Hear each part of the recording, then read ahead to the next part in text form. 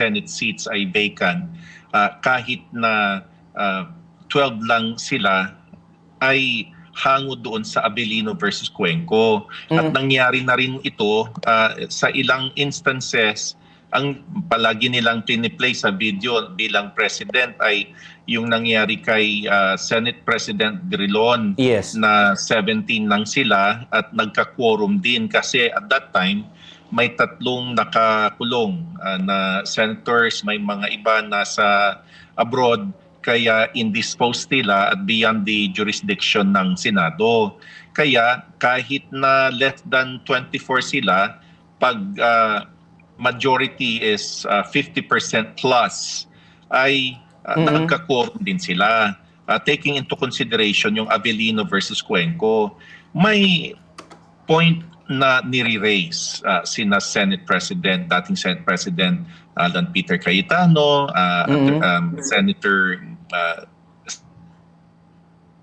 Senator Pia Cayetano at iba pang mga legal luminaries na sinasabi nila na yung 1987 Constitution kasi doon sa in particular yung Article 6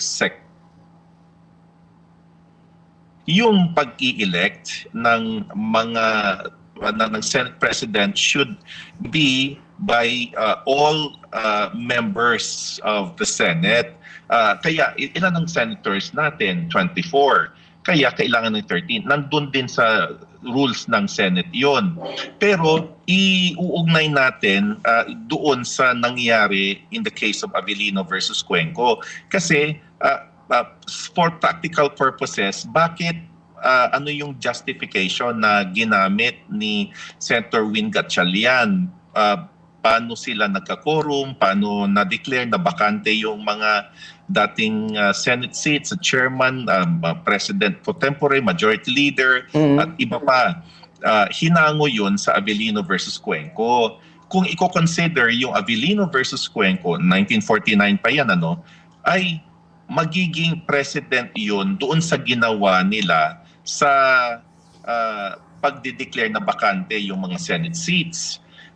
May mga iba na mga lawyers, mga legal experts na nagsabi na yung pagde-declare ng quorum at yung pag-ielekta ay magkakaiba. Pero kung babalik tayo doon sa Abilino versus Cuenco, yun mismo yung issue na nangyari. May quorum, dineclare nila, 24 senators sila. Yes. Si Abilino, Senate President Abilino, nag-walk out. Ang natira, 12 na senators. Yung 12 na senators na natira, nag-declare ng quorum at binakante lahat yung mga posisyon. Nag-elect sila ng bagong president, si Mariano Cuenco. At doon sa Supreme Court decision, nung una kasi ayaw ng Supreme Court na makialam. Pero by way of a motion for reconsideration, kinonsider nila na to take into account yung mga issues doon. At sinabi na pwede na rightfully elected na si Cuenco bilang acting Senate President that time, ni-recognize ng presidente yung election, and for practical purposes, kino-consider nila kasi yung isang senator nasa abroad, wala sa coercive jurisdiction ng Senado na mapuwersa na mag-attend, walang jurisdiction na tawagan o arestuhin kasi nasa abroad siya. At yung isa, I don't know if memory serves right, ay nasa ospital kaya hindi talaga makakapag-participate. Kaya pareho rin dito si Senator Bato is on the lam, si Senator Jinggoy is arrested and now detained, hindi siya makakapag-participate. Kaya -2, 22, ang magiging quorum noon, ang majority, 50% plus, would be 12.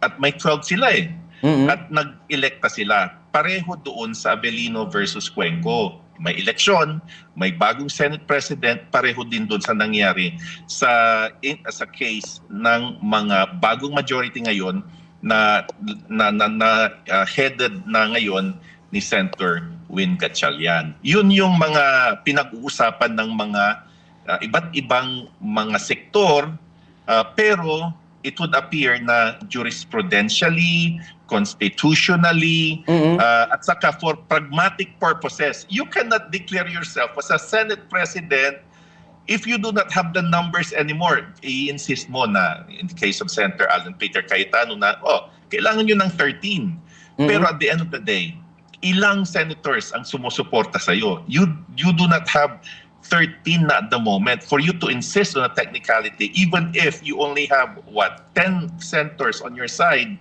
is you would just be wreaking havoc on the Senate as an institution. Kasi even if you were to consider yourself as the Senate President, you could no longer issue any interlocutory order or parang magkukall ka ng mga committee hearings. Wala ka ng numbers eh.